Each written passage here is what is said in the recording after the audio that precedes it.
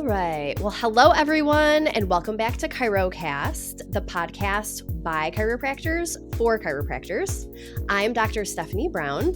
And I'm Danielle Javines. We're so glad you're tuning in today because we're tackling a challenge every chiropractor faces at some point: how to get patients to stick to their wellness care plans. Yeah, that's right. So it's one thing to recommend long-term care, but it's another to get that buy-in and build a lasting follow-through. So we're bringing in someone who has really mastered this at his own practice, Dr. Ron Sims of Back to Health Chiropractic. Yeah, Dr. How you Sims guys has doing? built. Good. Hey. How are you? Doing Hi. well. Dr. Sims has built a thriving wellness-focused practice where patients actually complete the care plans he creates, and they come back for more. So today he's sharing his approach, his tools, and some real-world examples that you can take back to your own clinic. Yeah, so let's dive in. Ron, if you don't mind, if you could just tell us a little bit about yourself, maybe start with why you became a chiropractor and what your practice was like when you first started. Yes, gosh. Like most of us, I got injured playing sports in college, had never heard of the word chiropractic, and thankfully, the gym I was working out at had a lady chiropractor come in and do a spinal screening and check my spine out and put me on an old-fashioned machine called a SAM. It was a spinal analyzing machine. It showed how crooked I was, showed how uneven my weight was. I was like 15 pounds more on my left side. I was a wreck. And then she did these cool things called adjustments on me. I was so intrigued, and I went to work for her part-time just to get in the middle of that because I was thinking that maybe was the direction I would go in. I was pre-med, don't ask me why, but it was kind of through my own experience. So then I had a great associate ship down in Long Beach, California with Dr. Gregory Judd, amazing mentor, taught me so much about chiropractic, the philosophy, the art, the science, and really got to kind of learn early on in my career how to set up processes and systems so that I could be successful in helping people reach their health goals. And so that was kind of how it started.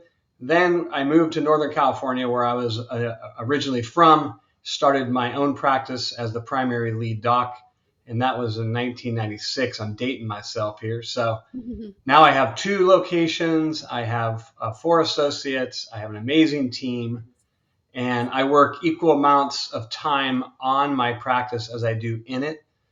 So I've learned to create balance so I could be the leader that my practice needs them to be, and so that our practice can be vibrant, because I realize I can only help so many people with chiropractic. I physically am limited as a human being to only handle so much in a given week. And when I was doing that max load, I looked around and realized the impact on the community wasn't really what I had hoped it would have been, because one man can't do it all. And so that's when I began to figure out and be able to build a team. And now our community, we're able to help 2 communities now to a much greater scale than I ever could have as an individual practitioner by myself. So that's kind of been my journey, and it definitely ties into today's conversation. So I'll let you take it from there. But yeah, I think there's a lot that we can unpack there. So let's just dig in. This is going to be kind of broad, but could you answer in a, I don't know, succinct way, even though there's so much involved here, but how do you create a wellness plan that a patient follows? yeah, that's great. Well, in our practice, there are 2 phases of care that someone has to go through first before they slide into this wellness care. It's an often, for us, overutilized term. What does that really mean? Is that preventative care? Is that maintaining care?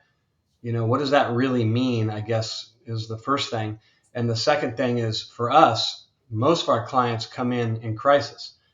Not too many folks show up unless they move to my area and they had a great chiropractor where they came from, come into my office and say, hey, I'm here for wellness. Usually they come in with something they don't want, and they're hoping we can help them. And so it's really a challenge to take them from that over to this concept of wellness. And so what we're really good at, I think, is we have really good systems, really good communication strategies where we really kind of unpack that and reverse engineer that for people.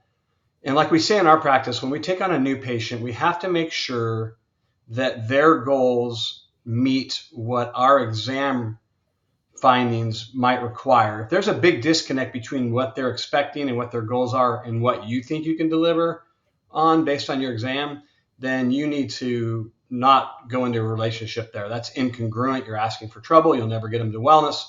Now, for us, we often take them through a journey in how we educate on day 1 and 2. We don't adjust on day 1. So on day 1, it's all about discovery, curiosity. They're usually curious. There's even a lot of scarcity because we want to be authentic and transparent to tell them whether or not we can help them. We have to be more transparent and more upfront with them as chiropractors to say, yes, I can help you, but here's the degree to which I think I can, versus over promising and under delivering. That's why we lose people as well. And so then you start them off on, at least for us, an intensive protocol, but I always sell wellness care to them up front on day 2. And then I back off of that. And for me to accept them, they have to say yes to lifestyle chiropractic, like what you ultimately need once you're through this crisis, once you've resolved this and corrected it, and you have a lifestyle built around it that helps it keep it under control, then you're going to move on to wellness care. And that's where you just continue to follow these principles and you maintain your wellness. That's how it works. So for us, it's 4 months of stabilization care, or we call it intensive care, getting them out of pain, getting them to where they can even do some exercises, then getting them to get great results at your re-exams. You got to do re-exams. It can't just be subjective table side. You got to stop and measure, stop and measure, stop and measure. That's the best way to keep people engaged to what their findings were, because if it's subjective, they're going to be a flight risk when the pain goes away. They're not tied to their condition anymore, and so on and so forth. So for us, it's that 4 months to calm them down, get them, start teaching them, start educating them. We do active care and corrective care, so we usually do another 12 months of corrective care because I feel like we're really good, but we can't correct an adult in 4 months that has a Sure. chronic spine condition from a computer lifestyle and old car accidents. We just can't. So we have to be authentic and we have to be real with them. And we have to tell them, look, this is a 16-month process to get to wellness care. Then it's a lifestyle. And so that's how we sell it. And we have a really good conversion rate because we do these, touch base points of objectivity. We use a subluxation station and then we re-x-ray periodically because we do corrective programs where we do modified pettibone and stuff like that. So we literally mean it when we say corrective care. Got That it. was a long answer. You told me to do a short I answer. I know, that's apologize. all right. Maybe it's short for you, I don't know. Yeah. So you did mention something really important, I think, there, and that was your re-exams. And I know that was in the context of those first 4 months or the second phase of care as well. But once someone is beyond that, and let's say they are in that wellness plan or that wellness care plan, do you do re-exams on your actual wellness patients? And like, what does that look like? Because I think That's a great you are question. alluding to this, but it's Yeah, important to keep educating them as well, even absolutely. after they're already in wellness. And a picture paints 1,000 words. So we do annual exams. We have lettering systems for them. R1 is kind of date or is kind of report of findings is the kind of commitment. R2 is time commitment. R3 is financial commitment. For us, R4 is the 4 month transition from the intensive phase they signed up for into that continued corrective phase. Key re-exam for us there. We actually sit down for 30 minutes with them after that re-exam and talk about where they were, where they are, talk about what are their next steps. We re-clarify goals often because they're better than they thought they would be. Then every 12 visits in our practice, and by the way, for us, wellness is once a week. For us, maintenance is twice a month.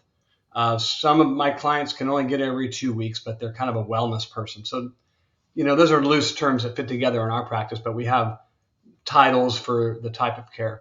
Now, the other thing we do is we do these annual, more intensive exams where we would then do x-ray again. We do posture studies. We always do palpation, range of motion, and then we do EMG, thermal scans, and pulse wave profile. We have a person in our practice trained up.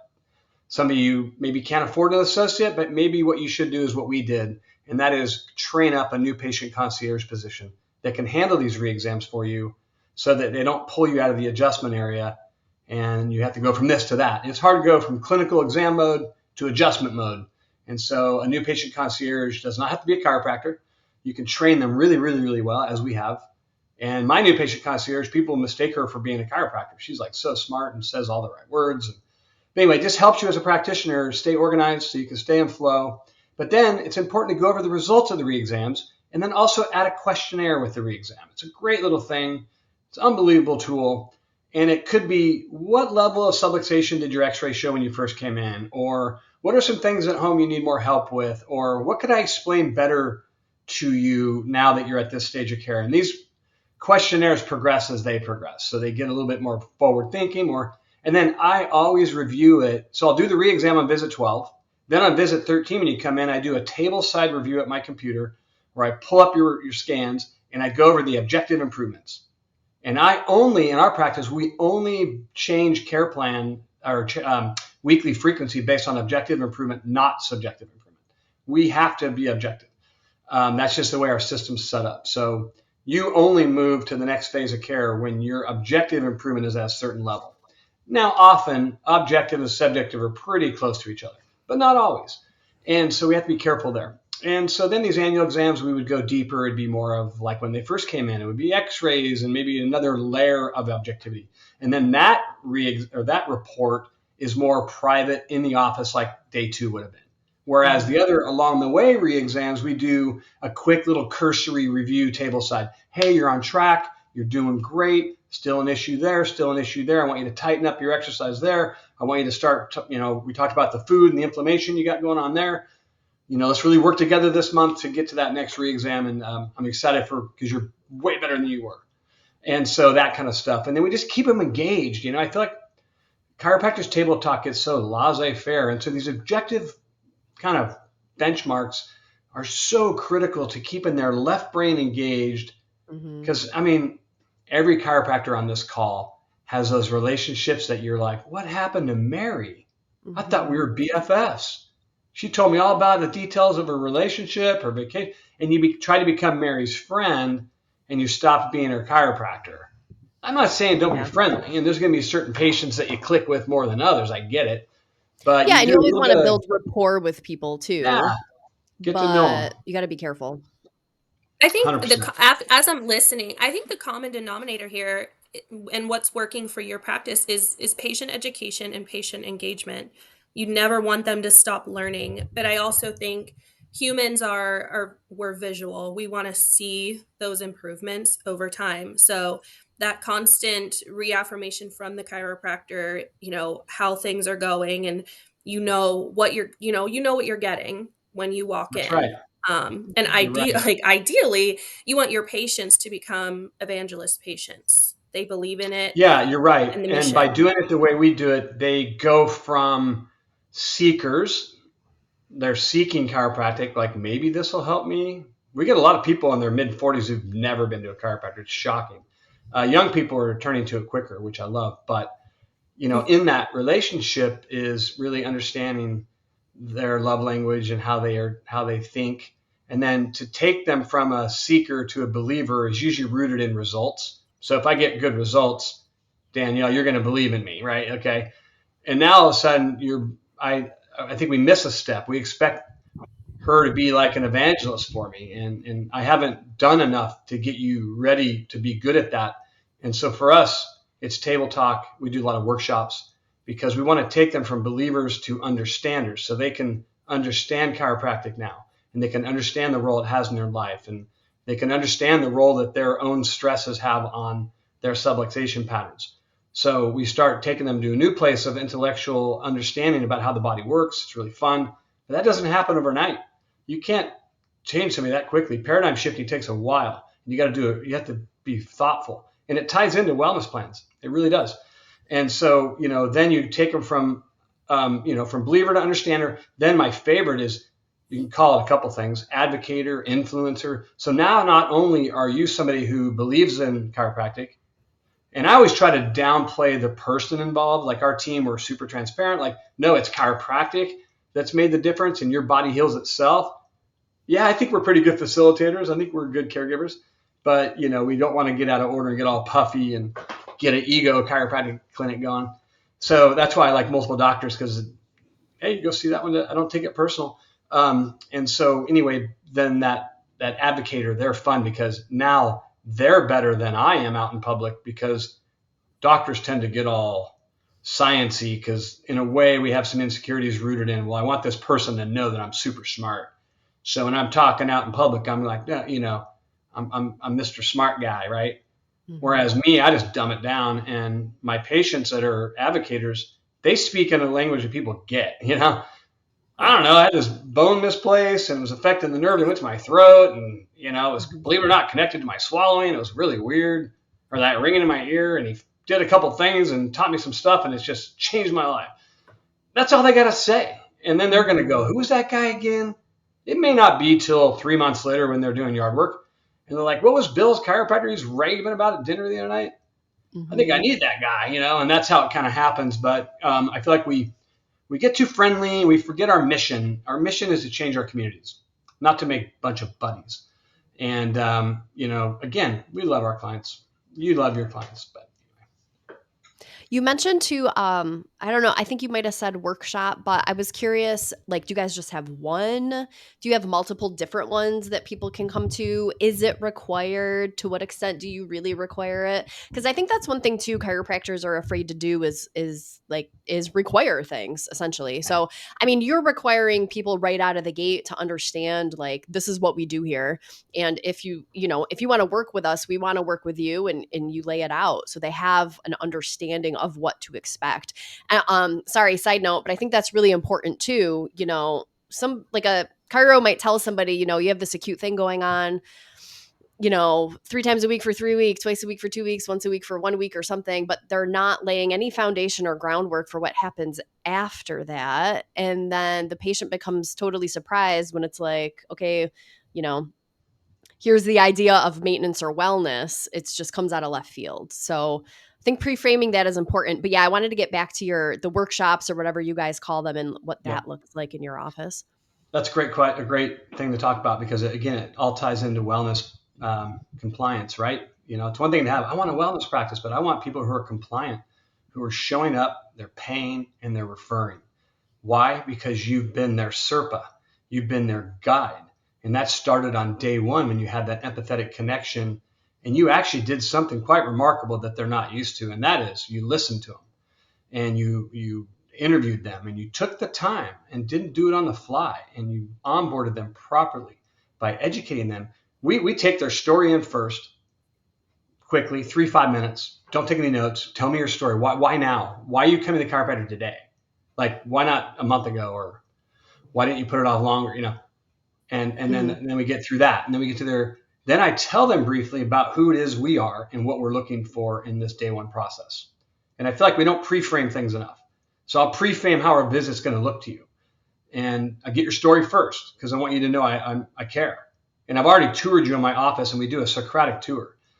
We always say we want you to. You're on a journey of 100 yeses. When you sign up for a new patient appointment, you said yes.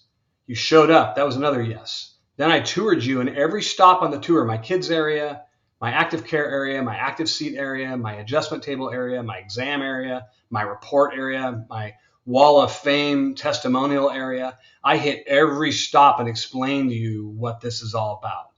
And then I stop and go, do you hear me? Are you tracking? Because I want those yeses. Yes, wow, they're excited. I know you worked on kids. That's crazy. Want to hear more about that later? Seed plant, seed plant, seed plant. And then I get into the back. I go, this is we're going to spend our time together today. We're going to get to know your story. And then it's at that point I'm going to say, why now? And then it's at that point I'm going to say, what type of chiropractic were you under? Was it only for crisis? Were you on wellness? So I really want to know, just because it was chiro, does it mean it's the same as your office? No, maybe not. You might have some real, if you don't ask that question, I mean, that's a low hanging fruit question. And then I'll always edify referrals, man. People don't do that enough. I got referred to a new biological endodontist, and when I walked into their office on this cool sign, it was really neat. It was in a beautiful area, and it had my name like big, like "Welcome, Ron." I never met him yet. I was like, "Wow, that was really a cool touch." It wasn't a HIPAA violation. People love seeing their Oh, name they love on it. the It's like board, somebody wherever it cared. is. You're like, So "Oh my god, that our was day me." one, our day two, then day two's report. Then the mandatory thing is They do a better results faster workshop on visit 3 that we pre-tape. It's a 15-minute video, so they Okay. have to watch it. Like you can't come in. Sorry. Yeah. Built in. It's built into their Do care. they watch Yeah. it in the office or do you send it to them or? They watch it in the office on visit 3 Okay, so because that's part of their visit though. You're not asking them to, at least for this one, to come in at 7 o'clock on their we only do night off one during the week. live a month, and Yeah. we like that as it relates to educating a bigger crowd of people. We'll bring food Mhm. in, and we'll do a big one a month for each office Sure. because it serves a lot of purposes for us. Fun, people want to get out and have a free meal, and I go invite your friends and family, people that are in your group that you think would benefit from hearing information about health and wellness and staying injury free. And who doesn't want to know more about that? And then the other thing for me in that is it's just better. But the ones that are the type A person, we make them watch a video.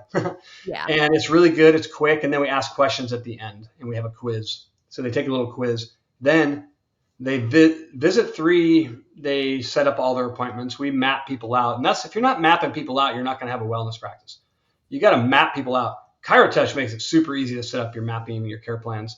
There's multiple ways to do that within the software. And we leverage that on the cloud quite effectively. But back to that workshop, we also do advanced workshops. We've pre-taped a lot of them because we do a lot of move well, eat well, think well, biohacking. We're pretty straight principle chiropractors that believe in teaching people about lifestyle because we Mhm. know that's why they're subluxating their spine. So we need to come alongside them and say, look, you're the problem. Not that little car crash you got in. You were a train wreck going into that, and that's why it had such a big impact on you. And so it's important we teach them all these in these steps because once they start feeling better, they're going to lose sight of that. And by the way, when they first come in, we always say it's the elephant you're talking to, not the rider. But down the road, you're talking to the rider. The elephant's emotional. I'm in pain. I'm hurting. It's not the time to give them a dissertation on their x-rays. Do you go over them? Yeah, high level. Do you explain to him you can help him? Yeah, high level. Now, if you got a left brain engineer and he wants all that, then you let him have a little bit more than the next guy. But on the average client, don't overwhelm them. Just tell them you Yeah. can help them and lay out that. Spend most of your conversation on what you're going to do for them. And I explain every visit to you.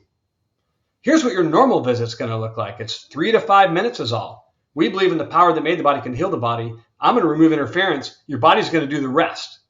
And we're not going to over-treat you. We're going to, often the less we can do, the better. And so we explain that very clear to them. This is how you check in. Then we're going to do these re-exams, and this is what that looks like. Then we're going to have these reports. We sit down with you. Then as you get better, you're going to do more, and you're going to come in less. And we're going to do this together. There's a certain Mhm. for you part you can't do for yourself, but there's a certain part we can't do for you. And so this Mhm. teamwork makes a dream work approach is what's going to get you through the first 4 months. At the end of that 4 months, we're going to do a really, really detailed exam again. We're going to compare you to day one. So I guess my question to you is, if you chose to do nothing about this today, and again, this is day 2 and day 37, these key transition appointments, if you Mhm. chose to discontinue care or if you chose not to start care, what, based on our conversation and what you just learned today, what do you think is going to happen to your underlying spinal condition? And by the way, There's only Socratic, one answer to that. yeah. Yeah. What would you say? Like it's What not do you gonna get hear when you better. were practicing a lot? What were you hearing? Yeah, they'll say it's not gonna get better or it's gonna get worse.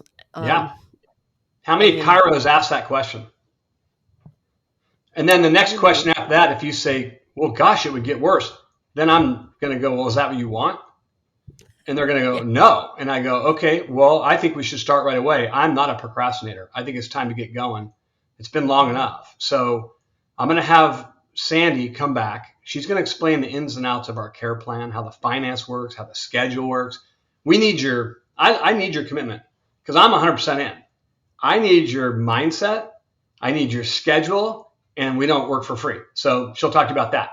But we provide a great value, and we could charge way more than we do. But I don't say that necessarily, Let's but I'm just saying in let's touch on general, that. it's my mindset. Yeah.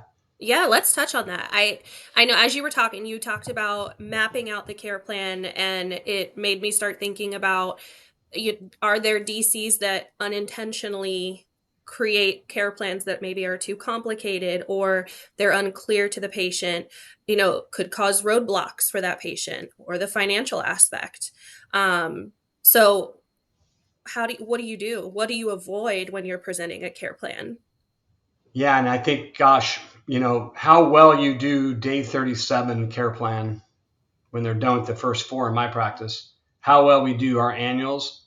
Oh man, day 2 and those key appointments, how well you do those, how you do them Socratically, how you get buy-in, and then those key appointment conversations of, if I'm only with you for 5 minutes, it might be a little bit about, man, the Raiders made a bad draft pick or whatever, I agree. Then I immediately go to talk and tell. I talk about their spine. I talk about different symptoms that might create. Hey, you're subluxated here at T6. Has your stomach been bothering you lately? That kind of stuff. So I work through explaining chiropractic every patient. I don't care if you've been with me for 30 years. Your C2's off today. You've been having trouble with your spine. Every visit, every day, high volume for years. I've done that. And I always end it with coaching. Every visit, a leadership moment. Instead of like expecting your girls to have all the plates in the air up there. Because I'll look on ChiroTouch. It's so easy on the cloud. Click on their name. Boom, there's all their appointments. You click on futures and past. If I see less than 4 futures, I'm not happy as a Conversation. boss. Yeah. Like our next training, or it's a patient problem and the front desk goes, this guy's so he's so nice to you up there, but up here he's like, I'll call you. So then now that I know that, I provide an extra level of leadership. How often do you do, chiropractors, triangular conversations in front of your staff and the client at the same time? So key. No spilt crumbs. Because if I'm talking to Danielle about you, Doc, about what you need in front of you. Hey, I want her to come in 3 times a week. We're going to do a re-exam on the 12th. We'll do a table side on the 13th. Let's set those up for now. Or that's going to be the first, and then we'll go to twice a week if you respond how I expect you to go. And then at visit 30, we're going to do a re-exam every 12 visits. And then on visit 36, we're going to shoot some new picks. So it's really important that you follow through on the active care, because that's going to dramatically impact your corrective results on your x-ray. And so anyway, all these nuances in there. We get so laissez-faire just on the given visits, like cap it with leadership, walk to the front. You can sense a flight risk, Yeah. right? Oh, They're doing yeah. way better. Yeah, they're getting ready to go on vacation. And Mhm. sometimes they don't fly away on their own. This happens, right? And they feel better. You did a great job, So you go to the Yep. front. Hey, we're transitioning into a critical and dangerous stage of care, Danielle, because you're feeling so much better. And I'm worried about you overdoing it because I know how your personality is. So I want you to remember where you were a month ago. Okay. So that's the first thing, is critical and dangerous, because you're going to overdo it. Don't Yeah. overdo it. Let's remember where you were. Secondly, is you're going to be more likely to miss an appointment here and there, and that's going to set you back. Just because you're feeling amazing doesn't mean you resolve the underlying condition. The iceberg's still there. We just helped you get it below water so you're not really as disabled as you were 2 months ago. Are you Mhm. with me on this? Always end with are you with me? It's disarming Close to as your well. patients. I You're close mean, to them already. Are we on the same yeah. page? Do you have Yeah. questions for me? Are you getting ready Yeah. to stop care? I said that to a guy the other day. Yeah. Have you He's ever like, asked no, anybody no, I'm that? not. I promise. I'm like, don't, man. That's I funny. So, think that's but the the best wellness plans are part. great. Ours, okay, let's just use an example once a week. So we have 3 menu options, because we also do health coaching in our practice. If you're a practice out there and you're like, gosh, I want to coach them up so much more per visit, but then I got to charge more and I might price myself out of the market, or I can't spend more time with them. So we created these health coaching visits for those that need that extra level of guidance. So we do our top tier plan. We have a hyperbaric chamber too, and we have long axis traction. So you get 4 adjustments a month. You get 2 long axis kind of preventative traction sessions a month. You get 1 hour of health coaching with me a month on Zoom, or on a HIPAA compliant one, actually. Doxy.me. I wonder, do you guys have one built into the cloud? I meant to ask that, but we can talk about that later. But anyway, then the other thing we offer is we also offer, well, that was it. Yeah. Oh, and just kind of the rules of engagement are, they have to be on auto debit and they have to be mapped out. For their exams the whole year, we map it out 12 months at a time. 6 months minimum, because we have a stat in our practice that will haunt you as a practitioner, and that is you should be 80% future scheduled visits 1 month out. So if I look a month from Monday, our team checked out 200 on Monday. So that's kind of our average. So in a month from Monday, we better have 160 on the books already. And I looked this morning, we have 130. And we have a staff training tomorrow. So guess what's going to come up top of the list is, hey, mapping. Because it just gets, you get busy and you look and go, oh, I didn't map this person out. And that's how people slip through the cracks. They're feeling better. You have to They don't chase get an them. appointment reminder by text.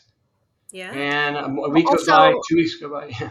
yeah, and if they're on auto debit, it's not like they're doing the let me stop at the desk every time I leave kind of thing. I know. So, yeah, that's something like if you're going to have a practice like this, you have to have those systems in place to make sure that your staff or whoever's job it's going to be is watching to make sure that you're not like if someone's approaching the end of their future scheduled appointments, like at what point are you guys noticing that and then scheduling more or Right. whatever the next The step is going auto to be, debit like continues whether who's you're coming watching. into Well, and that. that's the other thing. We have a built-in system that we've created to watch for those credit balances because next thing you know, John moved away and you have a $400 credit that you got to write a check to John. Yep. And too many chiropractors are taking prepayments and they're using that to pay their overhead and their life. And they're Yeah. not putting it in an escrow account. What we do in our practice, we never accept more than 1 month of payment at once. It just keeps the credit ledger list manageable for those that slip. Some people just vanish, right? Yeah. We're like, where'd they go? They were doing great. Yeah. And they just high flake factor and you did the best job you could. And they said all the things that they should have said. And it just seemed like it was off to a great start. Then find out later, they were just so amazed at the results and they just stopped. Mm-hmm. And that's just how they roll with their life, and you just happen to collide with them and you did your best. But now they're on auto debit and they got a $400 credit and they want that. And your team's like, well, you could keep that as a credit, and start coming back in. But it doesn't always work. And then sometimes the doctor's got to call and, yeah, did I let you down? What's going on? Those awkward calls. But I have some chiros, they get like 2,000-3,000 at once. And so are they taking 1,800 of that and putting that in an escrow account and not touching it and only drawing upon that when the visits are rendered, I which is bet a not. system you can set up? That's how you do it because That's then required in some states too, and a lot of people don't even think about what their state laws are or bother checking into it. that's So, a really good point. Yeah. yeah. So for us, we try to keep that list low, but we'll give Mhm. people discounts if we disincentivize people from paying as they go. So we always have some sort of package or plan for them. Mhm. But yeah. And by the way, for them to get health coaching, hyperbaric treatment, all those modalities in my office as one-offs, Mhm. they're saving dramatically. But they're not saving on the chiropractic side. We don't discount our chiropractic care, but we have two price levels, adult and senior citizen. Mhm. And we throw a lot of people, families, like if you're coming in, your husband, we would just put them on the senior rate to make your family work better. But we don't, in California, we do some insurance billing. And to be compliant with the insurance laws, every cash rate you have needs to have a billing code attached to it. So for Yep. instance, 98941, whatever you charge for that, that could be tied to your cash rate. You can only discount them a set amount and you Mhm. have to do it for each of them if you do insurance billing. So don't be out of compliance with that for sure. So two big pitfalls people get into is huge auto debit balance of money coming in or taking too big of prepays up front and then missing out on helping people with just insurance details, things like that. Well, Yeah, that's let's huge. talk about that. I think some people think they put wellness in a separate box from insurance patients, but there are lots of offices out there where your patients they want to use their insurance and they want to become a wellness patient. How do you navigate that year over year when insurance Yep. resets? Well, technically, most insurances are for crisis care, so they're going to give you limited visit offering. Obviously, Medicare, you're not supposed to do maintenance care, but most Medicare people have chronic symptomatology, so it's not really an issue. But Yeah. but as far as just regular insurance, what we do in the report of findings on day 2 is we hopefully know all that by then. Sometimes you don't, unfortunately, and we're not a big biller. We're out of network with most, but we'll do like Veterans Administration, Medicare.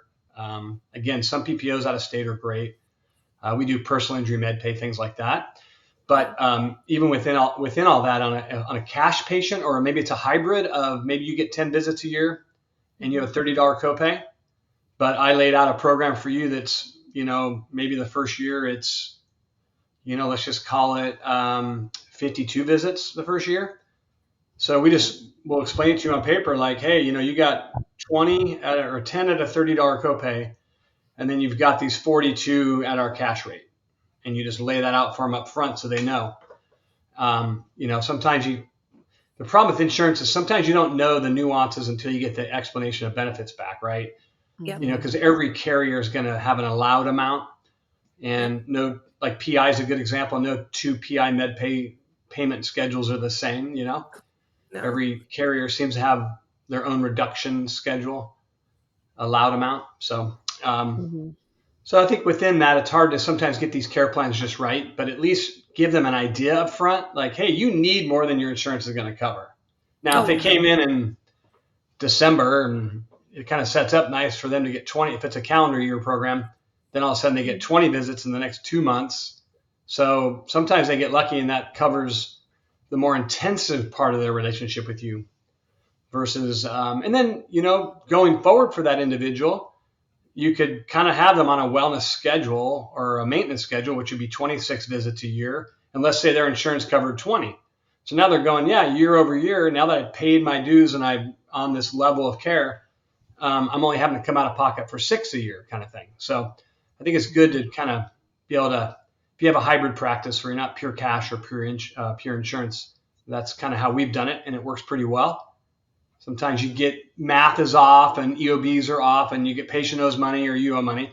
Just got to explain that to them up front, Mhm. you know, expectations and I agreements, things like that. I think they appreciate the effort too when you show them on paper, like, this is what we think we can tell from your insurance. This is what we think is going to happen. And I think that they Right. all, because nobody trusts their health insurance company anyways, they understand when it comes back on paper, if it was different, like you still did the best you could. That's right. But Danielle, to address your question, if someone has health insurance and they're like, I want to use this, but I have no complaint, I'm coming in for wellness care or whatever. I mean, I have done this in the past and I have them all. Like, if I'm in network with that insurance company, I have printed out their actual like chiropractic policy and I will show it to the patient, because it will say like, we only cover this. This is what Mhm. that means. We define maintenance as X and we don't cover maintenance. Like, in the insurance company's own words. As soon as I show people that, like, that helps it click a little bit That's better. good. We'll have that conversation, like, you know, when they come in, they have a cute thing going on or whatever, that's what your insurance is going to help you for. But once they see that you've, gotten better to their definition, then they're out at that point. And here's where they are explaining that to you. And so I have literally done that. I have them all saved. I used to have them printed out on paper when I practiced full time. And it would blow people's minds too, especially the way the Medicare one is worded. It's wild because it's like, God, I wish I had it in front of me, but it just says something like, we don't pay for care that seeks to improve health and stuff like that. And it's like, the way they have it written, it's like exactly what the patient wants. And Medicare is like, nope, we don't do that. So I have found that that helps people understand over time. And you could just Google some of these things sometimes, and it's publicly available, like on the website of different companies and whatnot. So you don't always have to be in network or, be logged in or whatever. Sometimes you can Google these things and you can just find them. Yeah, I mean, I think that's awesome because I know there's got to be, hundreds of thousands of patients that are, oh, my plan covers chiropractic. Well, what does that mean? They're not looking Yeah. into it. All in their mind, no, it covers chiropractic. No, it covers an acute issue. And once that acute issue has resolved, they're out. Insurance is out and you're on Yeah. your own. So I think, explaining that up front, that's incredible. But Mhm. that also ties into my question of the financial aspect. Because I imagine there are patients out there, they see the value, they understand the value, but there's budget constraints. How do we navigate that? Can I just share a story really quick? Always. Quit going to This patient Starbucks. No, I'm just kidding. I hope this patient Right. isn't watching. I had a patient once came in to see me, and I was in the office by myself, so there was no one else around. I had no backup, and regular established patient. I was in network with her insurance, but she said to me like, "Hey, Dr. Stephanie." I mean, she had like a $20 copay, and she was like, "Can I catch up next time?" And I was like, "That's fine. I don't care." I knew she was coming in. People will forget their wallets, and this is before I did any like auto debit and stuff. So it's not a big deal by and large. But like on her way out after her appointment, I was like, "Oh, what are you doing the rest of today?" And she's like, "Oh, I'm going," like she was literally going to get her nails done with her, like this was an adult woman bringing like her elderly mom to like go get their nails done. And like she like, okay, so you value paying to get your nails done, but you don't value me, the office, or the service that you're getting here. And like in those moments, like I was like, "Oh, that patient, who does she think she is?" Which is kind of true. But more so, I was like, "Okay, what am I doing wrong?" But it's like, how are your nails more important than paying to get adjusted? Right. Um, and so it aligns, to what Rana said. A lot of what they're doing, I think, it forces people to look at their own values and their own value system and determine what's really important to them. And I have experienced this over time. Like, if somebody really values or wants to pay for something, like they will find a way. We had another family one time that you could tell, and there were other things going on where they were not of high financial means at all whatsoever. And my employer at the time struck a good deal with them. So we were like within the guardrails of what we're allowed to do in our state and whatnot. But I mean, they used to bring in like fresh fruits and vegetables from their garden just to try to like, it was like that exchange of energy and like assets, kind of like they felt like, I mean, and they were amazing tomatoes, but like they would just bring stuff in for us like that. Um, and they so appreciated the care that they were getting. But then you have somebody who would rather pay to go get her nails done. Like which patient do you want? Yeah. I Like don't know. pouring your energy into. Yeah. That's right. Yeah. Sorry, there was a lot Awesome. of No, I questions. love it. That's something people need to hear. Yeah, but Ron, do you guys deal with like those financial objections, or like, and like how do you handle it? But I do want to say, I feel like it's a way easier like plan to explain to somebody when you are only asking them to pay monthly. Like you're not asking them to drop down 2 grand for the entire Right. year all at once. And Right. I feel like that makes it harder. I feel like smaller are it's just more digestible for most people probably. Yeah, and I can say that. you have to Yeah. create the value. You have to maintain the value. You have to keep your mindset on the pulse of how that patient's presenting to you, their body language. Everybody, receives education differently. So the style at which you got to educate patient on table one is far different than the guy on table two. So Mhm. being able to understand the nuances of human behavior. My team is trained now to give me a heads up on new patients, like, hey, this lady more fits this personality profile. So when I come in guns ablazing on a type A person, I got to tone that back down Mhm. and change, try to match the patient's tone best you can. There's a nuance there. And the longer you do chiropractic, the more you kind of learn. The other thing, too, I think for me is a lot of people forget to go back to the life effect of what the condition that brought them to you in the first place. How is it affecting them? We always say 4 agreements. You have to have 4 agreements with the client. One is we have to agree on what your problem is. Like if you're minimizing your problem, I have no interest in being your chiropractor. I can't do anything for you. Right. Secondly, if is that a maximizer? Are they somebody who milks it or whatever? You just kind of know. But are we in agreement of the problem is not the symptom? It's the list of things that you're not able to do in your life that are meaningful to you. And so that's where we spend a lot of our time as a team is finding out their why. Everybody's got a list of whys, right? Some rated higher than others. Like, God, I love to travel, but I can't do it. I can't sit in a plane, or I can't do this. My shoulder with the luggage, fill in the blank. And so figuring out their why. It's gardening, it's sports, it's passion projects of knitting and painting or whatever. Every client that comes in has something they love. And so get out of your own ego and really get to know what they love and never forget what they love. And every visit, you talk a little bit about what they love. I never stop talking about what they love. Whether it be an acute patient in month 2 that's doing way better, I'm like, woo, you might be pitching and putting in 2 weeks, that kind of stuff. It's real stuff. Or, hey, Yeah. it's springtime. It's time. I know you want to turn that garden, so be careful. Make sure you ice and you drink your, sea salt water, and make sure you get your electrolytes, and you're going to be out in the sun. Man, I'm telling you, people are so impressed by that. Mm. You're not doing it to impress them, but I'm impressed by that when I'm in a healthcare office. I love that Yeah. attention, and it's not phony. It's genuine. It's rooted in care and empathy. It's rooted in what brought them to you in the first place, their goals, their life effect. Most people's goals are, I want to play golf by June, or I want to be able to dance at my daughter's wedding. It's simple stuff, Mhm. right? It's not like I'm going to do the Boston Marathon. There's those people too. But Yeah. getting to know their why and never forgetting their why and their passions, and helping them get to some of those passions again, and celebrating with them when they get there. Throw a party, give them a book, give them a gift card, give them a phone call. Man, it's amazing how amazing a phone call is, or even a text nowadays of, hey, it was so Yeah. good to see you today. I'm so proud of you from where you were a year ago, and I just wanted you to know that our office thinks really highly of you, and we're very proud of the journey you've been on, and you've been a real example to your children. Boom. How hard was Mhm. that? I do that stuff every day. I personally recall certain people that I'm like, where's Bev?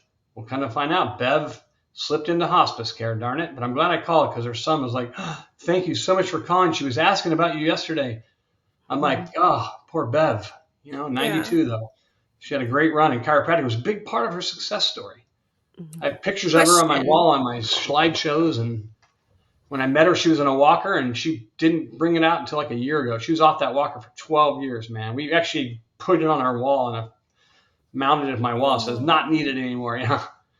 But That's oh, awesome. sweet. how deep are you getting in, and how organized? You got to be organized, and you got to have meetings with your team, and you got to get all these plans in order, and present your paperwork clean and nice, and not haphazard, and like our stuff. You On have a that nice. note, what do you give the patients, whether it's like care plan or Yep, patient education type stuff? Like, do they physically get stuff that they leave the office with ever? absolutely. We will give them a printout of their core score, which is on our subluxation station, the 3 tests. Mhm. They get a summary page of our care plan recommendations. They get a nice little robust package of do's and don'ts, and just things we want them to consider about nutrition and sitting, just everything, A through Z kind of back care that we produce. This nice little flyer. And then they get the care plan they just signed up for. So their little folder has our logo on it, and it's got all their stuff in it. It's so cool. It's cute when some of these people bring them back in, on their re-exam, because they're so organized. And I always applaud them when they do. Oh, good, you brought your folder. I love it. Because 80% of People people love probably goes in the file, stuff. but whatever. Yeah. I, Yeah. I'm that patient. Like when I get to walk out with a folder full of tangible papers that I can Yes, write on, I can highlight, I can document, my heart is happy. that's Um, awesome. versus, being fed all of this information verbally and then trying to retain that myself. It's difficult, but that's just me. I'm sure there are people out there that can retain information. Here, Um, here's which a was, I was nugget. You made me think actually, of this. You made me think of this, Danielle, because this is a nugget for you guys. Is I have the spouse present at all key visits, no matter okay, what. Like on day 2, we're not doing day 2 until we get it set up with the husband, or it's a FaceTime call, right? Why? Because I want him to know what you're going through, and I want her to know how to help you. It's 2 different conversations, the wife versus the husband. So right. Mhm. it's really important that you have your wife there. I really want her to understand what's going on, so she can be more of help at home with you and understand. I don't want you to have to go home and try to translate all this to her. And Mhm. then sometimes the type A women will be like, I don't want him in my appointment. He's going to annoy me. And no, I got my own checkbook. I don't need his help. So you still try, because you Right. err on the side of, I want them to know what you're going through. I want them to see your findings. I don't want you to have to go home and try to explain this. And it's so important. You know how many times I've done a report of findings with a lady in particular, and men too, but more women. Okay, well, I got to go home and talk to John about it. Da, da, da, da, da. And now John's going, wait, he wants how much money? And what's a subluxation, a submarine? What are you talking about? And Yeah. spinal disease and what? Versus if, so there's two different husbands, right? The one at home has a checkbook, whatever that, or the debit card. And then the one that comes to the appointment is the knight in shining armor. He has an arm around her. Wow, babe, this is serious. You really need this. The guy at home's like, what? And Mhm. so my juniorist associate has struggled with this one, and he's finally mastered it because he kept forgetting to walk up and say, and our staff's trained to do it too, but for some reason they forget this principle, and we'll get these ROFs when the spouse isn't there. Not, I'm usually like, we're training on that tomorrow, wartime training. But it's so important that you have people, that they have support. Workshops bring support with you. Health is better. Our family policy is basically, we have found that families that are under wellness care together are way healthier individually going through this as a group than they would ever be if they did it isolated by themselves. Hands down. Yeah. So we start early on family policy. You got to get the whole family Yeah. checked. We got to get your kids checked. Your husband needs care. We got to get you guys in the same rhythm. And it works really well. And it's true. It's needed. So, Ooh, question on that. Okay, so that just brought up when you have family plans like that, I imagine it's easier for the family to adhere to wellness plans when it includes everybody.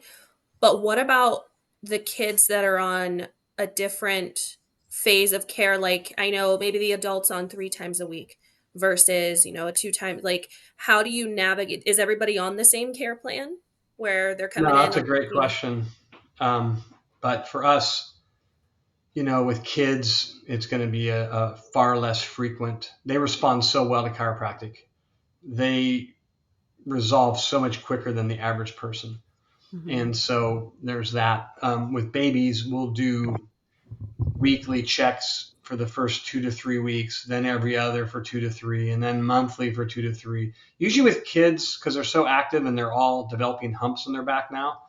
So Mhm. we're in a whole new generation. So we got to watch this generation even closer than the last, I think, Yeah. as far as neurological development, especially if you pair that with all the other stuff their poor little body's got to deal with Yeah. the, we won't go into the other reasons, but there's a lot, right? All the forever chemicals in our society that our kids are exposed to, but then the blue light and the technology and the EMFs, and where do you stop, right? Stress. Yeah. But anyway, I think we need to check kids more. If you're not checking kids, man, you gotta get deep in your philosophy and figure out why would you check a kid. Right. And if your why is big enough, then get after it and quit being intimidated by the conversation. I feel like chiropractors are intimidated by the pediatric conversation because they lack their own conviction and their Mhm. own belief in chiropractic, which I think sometimes is forged over time. Some people get it right away because their story is so profound, but it takes a while for chiropractors to get their philosophy dialed in. It takes coaching, it takes encounters with other chiropractors. I don't know. I just feel sorry for some of these chiropractors that post online how bad things are going, and I Yeah. just want to hug them and teach them and mentor them.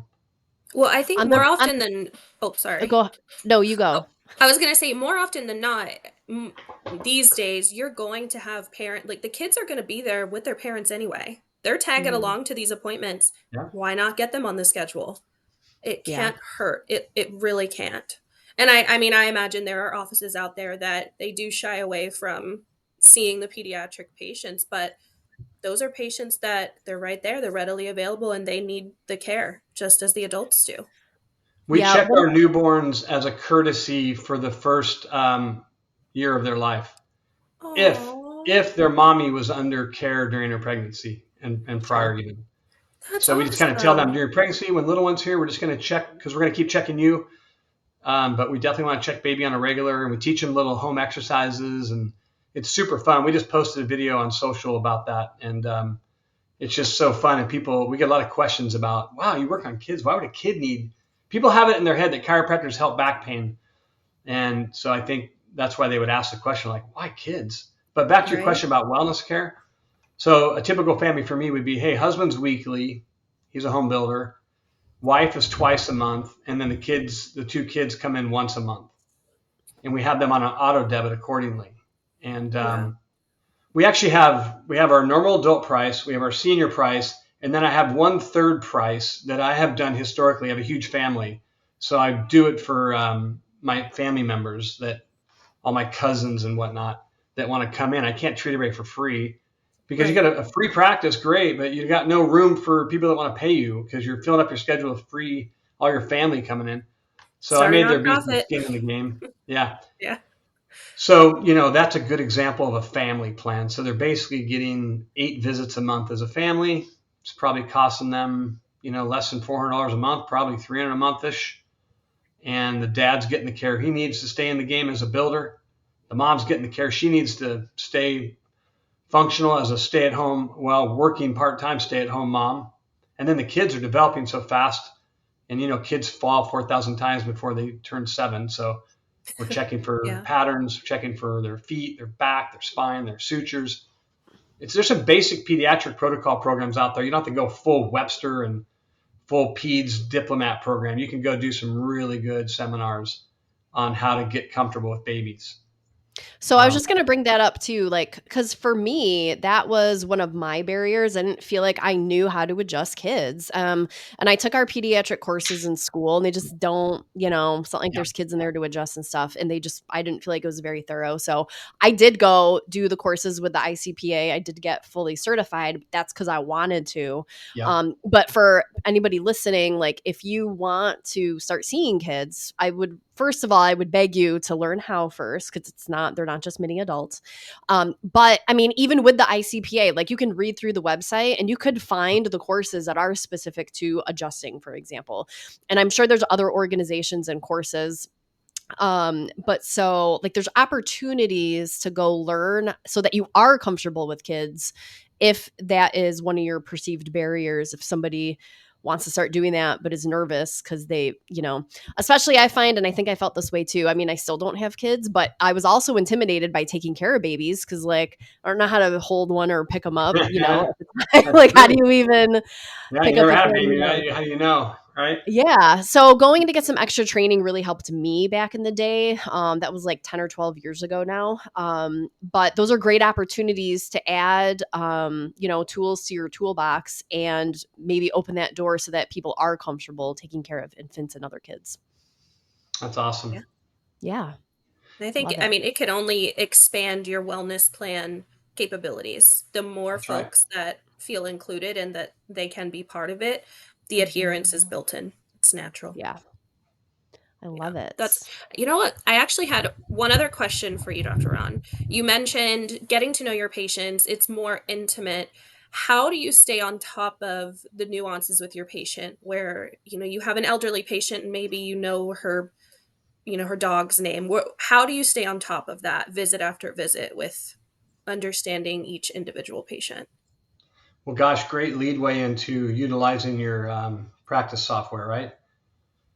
For me, the note section, we have an open line practice, so we share clients, so it's critical for that.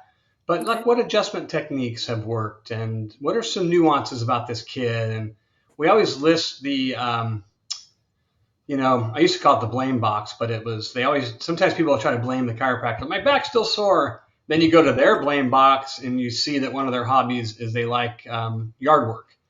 Well, did you do yard work this weekend? He's like, well, yeah, I picked weeds for like 6 hours. Did you ice after? Did you stretch at all? How was your hydration? So you get the blame off of you back to them. But, Yeah. just having good notes in your system of what adjustments you've done in the past. Um, you know, we have an educational system called the Dirty Dozen, which are 12 life principles we want every new patient to know within their first month of care. And then we hammer them in after that.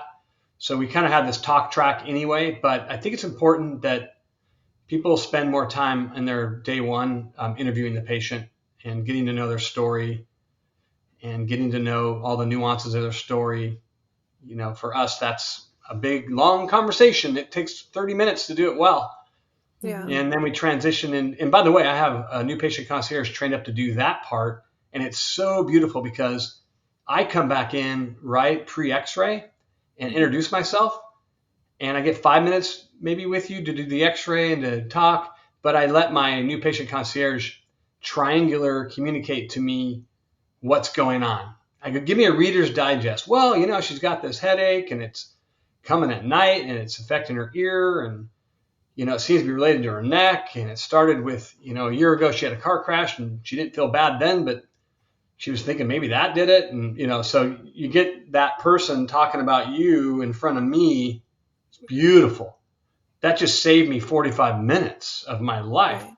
That was like 8 adjustments for me, Right. And so a lot of these practices that don't have associates, maybe you can't afford one yet, but maybe the first step is to train up a new patient concierge, one of your team members who's got a good mind for it. And, maybe on their personality assessment test, they showed a high aptitude for understanding science terminology, things like that, and more left brain, and can, be a good interviewer. And so certain makeup, good listener, somebody who's empathetic, but also smart about science.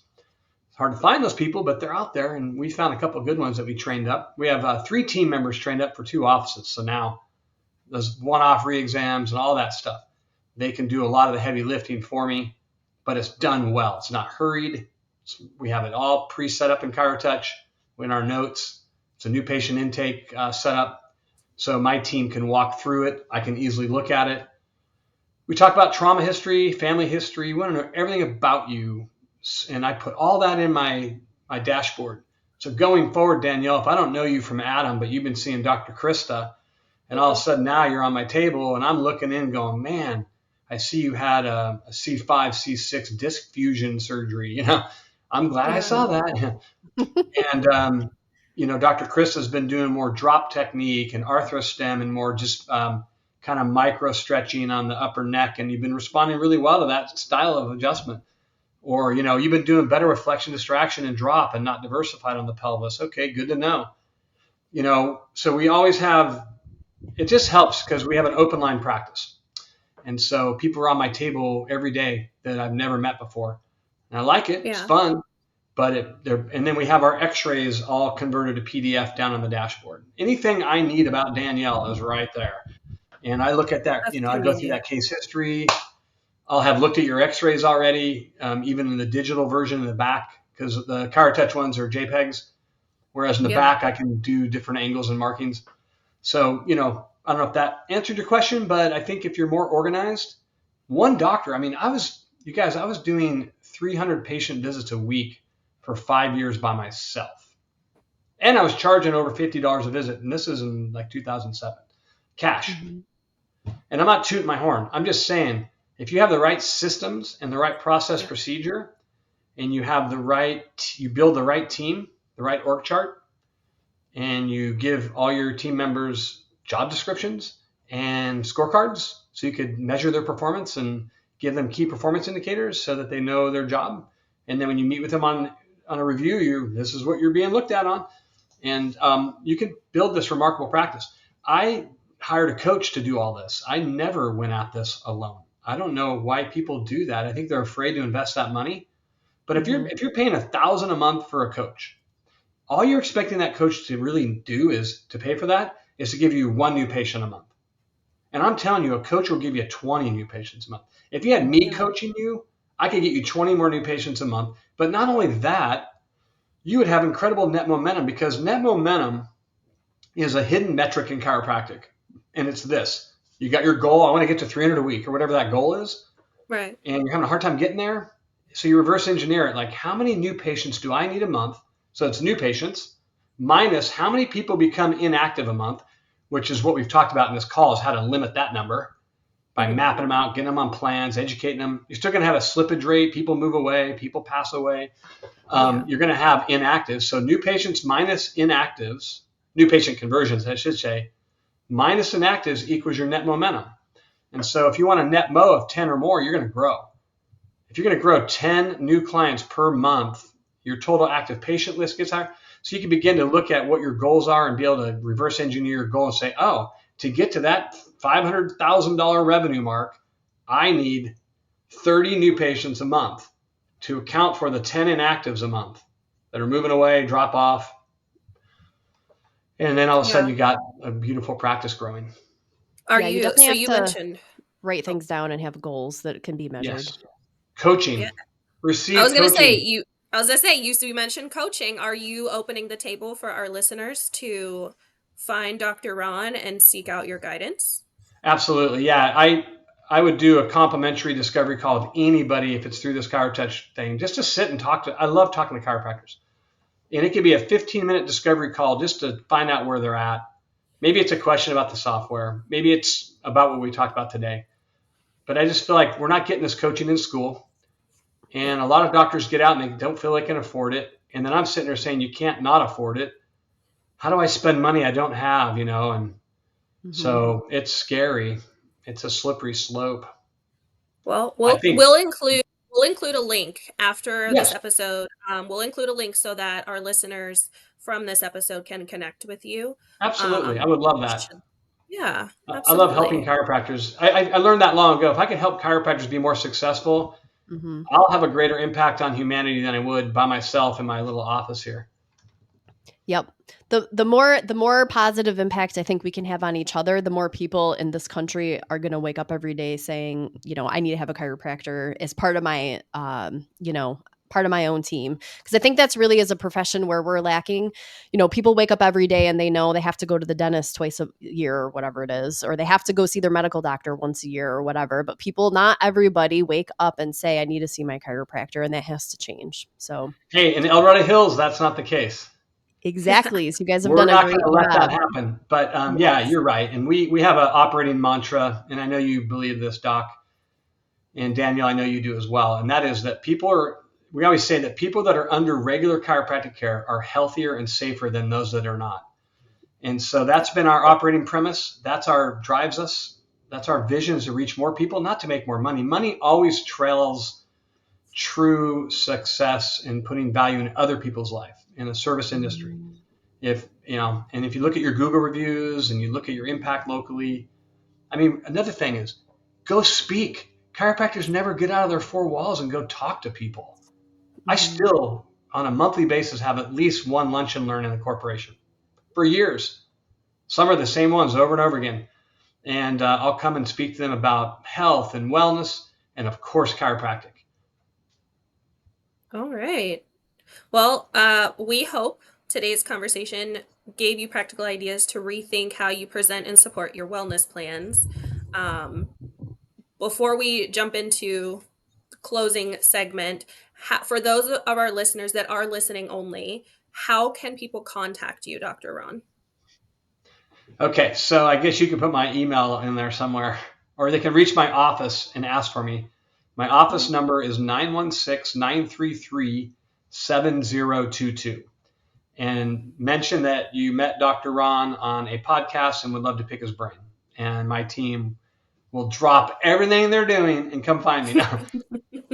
No, they will connect us. They are all about the mission. My team is very missional like me. Awesome. Love it. All right. Well, a big, big, big thank you, Dr. Ron, for joining us today. I really love the insights that you have, some of the stories you shared. It's always really, really helpful for chiropractors to hear what other chiropractors are doing and what their practice lives are like. So thank you so much for opening that door up and letting us peek in. I love it. You guys are great hosts. It was really fun. Love it. Thank you. And for our listeners, if you've got a question, a challenge, or even a win that you want to share, send it our way at ChiroCast@chirotouch.com, and we just might feature it in a future episode. Awesome. And if you like what you heard today, don't forget to follow, and subscribe on your favorite platform, the ChiroCast podcast. And that'll help other chiropractors find us that much more as well, which, as we've just stated, would mean a stronger community for all of us. Yep. Thanks again for listening to ChiroCast. We'll see you next time. Thank you for joining us on this episode of ChiroCast, Insights for Modern Chiropractors, brought to you by ChiroTouch. Hosted by Dr. Stephanie Brown and Danielle Javines. Produced by Debbie Brooks, editing from Matthew Dodge, and title animation by Eric Madden. Our theme song, House 5, is from Scott W. Brooks. If you enjoyed today's show, don't forget to link, and subscribe. We appreciate your support, and we'll catch you next time.